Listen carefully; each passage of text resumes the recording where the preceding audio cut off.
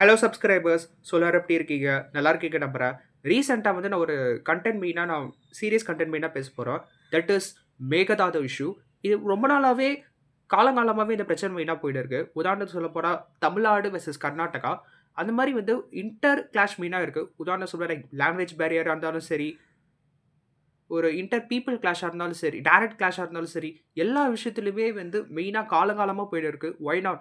ஐபிஎல்ல கூட ரீசெண்டா கூட சென்னை வெர்சஸ் ஆர்சிபி கூட இந்த ரிலேட்டடா தான் கிளாஷ் போயிட்டு இருக்கு. எதனால வந்து இந்த மேகதாது வந்து இம்பார்ட்டன்ஸ் குடுக்குறாங்க நம்ம மெயினா நம்ம பேச போறோம். வாங்க நம்ம டைரக்ட்டா நம்ம கன்டென்ட்குள்ள போலாம். ஃபர்ஸ்ட் எடுத்தோனே வந்து எதனாலனா, ஆ காவிரி நீர் பிரச்சனை வந்து பல தசாப்தங்களாக தமிழ்நாடு மற்றும் கர்நாடகா இடையில் ஒதுக்கிட்டு இருக்கும் ஒரு தீராத விவாதம். இது என்ன சொல்றது எனக்கே தெரியல. ஆனா, இப்போதைக்கு வந்து மொத்த கவனமே மெயினா வந்து மேகதாது ரிலேட்டடா பேசியிருக்காங்க. அடி அடிப்பங்கு ஒரு குறிப்பிட்ட இடத்தில் வந்து நிக்கிறது. தமிழ்நாடு, கர்நாடகா அங்கேயே ஒரு புதிய அணையை கட்டி தீர்க்குமாறு சொல்றாங்க. ஆனா, தமிழ்நாட்டுல வந்து அங்க ஆரம்பத்திலேருந்தே கன்ஃபார்மா எதிர்ப்பு தெரிவிச்சு வராங்க. உதாரணத்துக்கு சொல்லப்போனா கலைஞர் பீரியடா இருந்தாலும் சரி, ஜெயலலிதா அம்மா பீரியடா இருந்தாலும் சரி, ஒய் நாட் போன டைம் ஸ்டாலின் சார் பீரியடா இருந்தாலும் சரி, இப்போ விஜய் பீரியட்ல கூட இந்த எதிர்ப்பு மெயினா தெரிவிச்சுன்னு வராங்க. ஆனா, தமிழ்நாட்டு அங்க ஆரம்பத்தில் இருந்தே கடுமையாக எதிர்ப்பு தெரிவிச்சாலும், வெறும் 4 கிலோமீட்டர் எல்லை வித்தியாசத்தில் அமையப்போற இந்த அலைகள் தமிழ்நாட்டோட வாழ்வாதாரம் கன்ஃபார்மா ரொம்ப பாதிக்கும் மெயினா வந்து சொல்றாங்க. முக்கியமா இது ஸ்டோரி மெயினா நம்ம பேச போறோம். கண்டனத்தில் மேகதாது அப்படியான அட்டின லாபம் அல்லது ஆடுதரும் பாதை கோட் ஸ்லிப் மெயினா வந்து இதோட அர்த்தம் மெயினா சொல்றாங்க. காவிரி ஆற்றில் ஒரு குறுக்கிட்ட ஆழமான பள்ளத்தாக்கு வழியாக பாயும் இடம்தான் இது. கர்நாடகாவோட ராமநகரா மாவட்டத்தில் தமிழக எல்லை இருந்து வெறும் 4 கிலோமீட்டர் தூரம் இது அமைஞ்சிருக்கு. இது சுமார் 9,000 கோடி ரூபாய் செலவில் ஒரு புதிய மல்டி பர்பஸ் பேலன்சி ரிசர்வர் அணைய கட்ட கர்நாடகா திட்டமிட்டுள்ளது. ஏன்னா வந்து கிட்டத்தட்ட 4 கிலோமீட்டர் பார்டர் கிட்ட மெயினா வந்து இது கிராஸ் ஆக சொல்றாங்க. ஸோ கர்நாடகா கவர்மெண்ட் என்ன மெயினா பண்ண போறாங்கன்னா, இந்த 9,000 க்ரோர்ஸ் ரிலேட்டடா வந்து லைக் இந்த பேலன்சிங் ரிசர்வர் திட்டத்த மெயினா வந்து லான்ச் பண்ண போறாங்க. இது முக்கியமான நோக்கம் 2. ஒண்ணு வந்து என்னன்னா, பெங்களூரு நகரத்தோட குடிநீர் தேவை பூர்த்தி செய்வது. இன்னொரு மெயின் பர்ப்பஸ் என்னன்னா, 400 மெகாவாட் மின்சாரம் தயாரிக்கப்பட்டுள்ளது. 2 ரீசன்க்காக தான் வந்து கர்நாடகா வந்து மெயினா வந்து மேகதாது மெயினா கட்டப் போறதா வந்து மெயினா சோர்ஸஸ் சொல்றாங்க. இதுல என்னன்னா, தமிழ்நாடு வந்து எதனால வந்து எதிர்க்கிறாங்கன்னு மெயினா 2வது விஷயம் பத்தி நம்ம மெயினா பேசப் போறோம். ஃபர்ஸ்ட் என்னன்னா, இப்ப விஷயம் என்னன்னா, கர்நாடகால இருக்கிற கேஆர்எஸ் அண்ட் கம்பெனி அணைகள் நிரப்புவதற்கு அப்புறம் அங்கிருந்து வர உபரி நீர் சர்ப்ளஸ் வாட்டர் மெயினா சொல்லுவாங்க.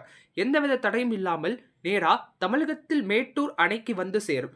இதை இடைப்பட்ட பகுதியில் இருந்து வர நீர் தான் தமிழ்நாடு டெல்டா மாவட்டங்கள் விவசாயத்துக்கு மிக முக்கிய ஆதாரம்.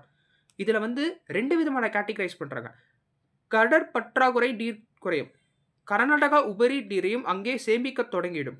அப்போ மேட்டூர் அணைக்கு வந்த தண்ணீரோட அளவு முழுமையா கர்நாடகாவின் கட்டுப்பாட்டுக்குள் போயிடும். டெல்டா விவசாயம் அழியும். டெல்டா விவசாயம் எதனால அழியும்னா, தமிழ்நாட்டில் தென் களஞ்சியமான தஞ்சாவூர், திருவாரூர், நாகப்பட்டினம் மாவட்டங்களில் விவசாயிகள் வாழ்வாதாரம் கேள்விக்குறியாயிடும். இது கேட்கும்போது ரொம்ப கஷ்டமாவும் இருக்கு. ஏன்னா வந்து இந்த டேம் மெயினா கட்டிட்டாங்கன்னா, சீரியஸ்லி டெல்டா விவசாயம் ரொம்ப அஃபெக்ட் ஆக போறதுக்கான வாய்ப்புகள் மிக அதிகமா இருக்கு. சாப்பாடு பற்றாக்குறை வரும். சாப்பாடு கிடைக்காம நெறைய பேர் ரொம்ப கஷ்டப்படுறாங்க. ஏற்கனவே ஃபுட் நெறைய பேர் வேஸ்ட் பண்றாங்க. அது கேட்கும்போதே ரொம்ப கஷ்டமா இருக்கு. பட் இருந்தாலுமே சாப்பாடு பற்றாக்குறை வந்துருமோன்னு ஒரு பயம் அதிகமாவும் இருக்கு. அண்ட் 3 விஷயம் என்னன்னா, சட்டப்பூர்வமான சிக்கல்கள். லீகல் ஏஜென்ட்ஸ் இது மெயினா இது சட்டப்பூர்வமான சிக்கல் என்ன சொல்றாங்கன்னா, லீகல் ஏஜென்ட்ஸ் ரிலேட்டடா சொல்றாங்க. சட்டப்படி பார்த்தா 2018ஆம் ஆண்டில் உச்சநீதிமன்றம் காவிரி நீர் பகிர்வுக்கான இறுதி தீர்ப்பை வழங்குச்சு. அதுல தமிழ்நாட்டு இவ்வளவு, கர்நாடகாவுக்கு இவ்வளவுன்னு தெளிவாக இருக்கு. மேலும் காவிரி நீர் மேலாண்மை ஆணையம் தட் இஸ் சிடபிள்யூஎம்ஏ என்ன சொல்றாங்கன்னா, அதுவும் அனுமதியின்றி எந்த ஒரு புதிய கட்டுமானத்தை செய்யக்கூடாது என்று விதி.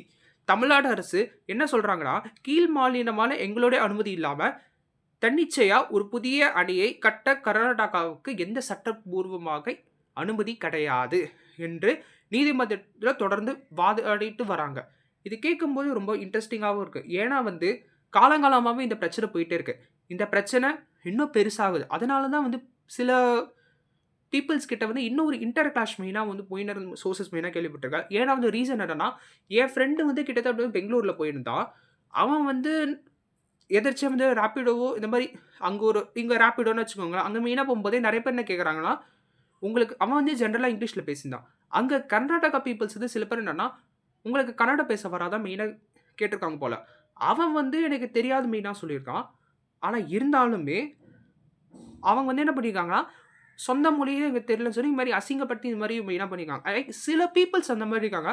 பட் மெஜாரிட்டி பீப்பிள்ஸ் அப்படி கிடையாது. சில பீப்பிள்ஸ் பண்ற தப்பால 2 ஸ்டேட்டுக்கான கிளாஷஸ் நாளுக்கு நாள் அதிகமாயினே போகுது. அதுதான் ரியாலிட்டி.